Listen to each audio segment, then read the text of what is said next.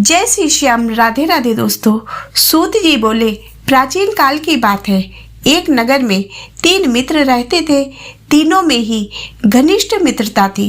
उसमें एक राजा का बेटा, दूसरा ब्राह्मण पुत्र, तीसरा सेठ पुत्र था। राजकुमार व ब्राह्मण पुत्र का विवाह हो चुका था। सेठ पुत्र का विवाह के बाद गौना नहीं हुआ था। एक दिन तीनों मित्र आपस में स्त्रियों की चर्चा कर रहे थे।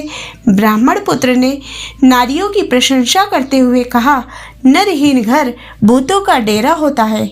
सेठ पुत्र ने ये वचन सुनकर अपनी पत्नी को लाने का निश्चय किया। सेठ पुत्र अपने घर गया और अपने माता पिता से अपना निश्चय बताया। उन्होंने बेटे से कहा कि शुक्र देवता डूबे हुए हैं। इन दिनों बहू बेटियों को उनके घर से विदा करा कर लाना शुभ नहीं होता।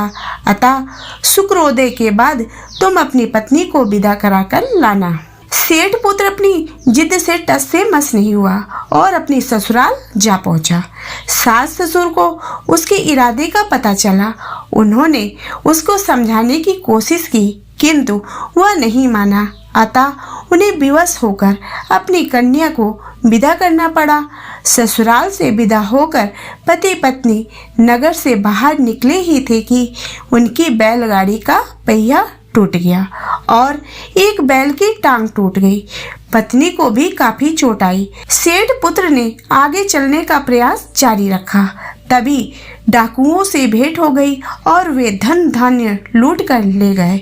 सेठ का पुत्र अपनी पत्नी सहित रोता पीटता अपने घर पहुंचा। जाते ही उसे सांप ने डस लिया। उसके पिता ने वैद्यों को बुलाया। उन्होंने देखने के बाद घोषणा की कि उनका पुत्र 3 दिन में मर जाएगा। उसी समय इस घटना का पता ब्राह्मण पुत्र को लगा। उसने सेठ से कहा कि आप अपने लड़के को पत्नी सहित बहू के घर भेज दो। यह सारी बाधाएं इसी कारण से आई हैं। आपका पुत्र शुक्रास्त में पत्नी को विदा करा कर लाया है।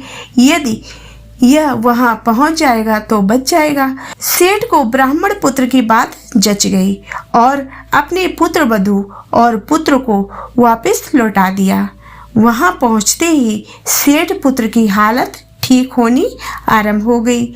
उसके बाद उन्होंने शेष जीवन सुखपूर्वक बिताया और मृत्यु के बाद स्वर्गलोक को गए। तो दोस्तों, आशा करती हूँ कि आपको ये व्रत कथा पसंद आई होगी। यदि ये व्रत कथा पसंद आई हो तो इसे लाइक करें तथा चैनल को सब्सक्राइब करें।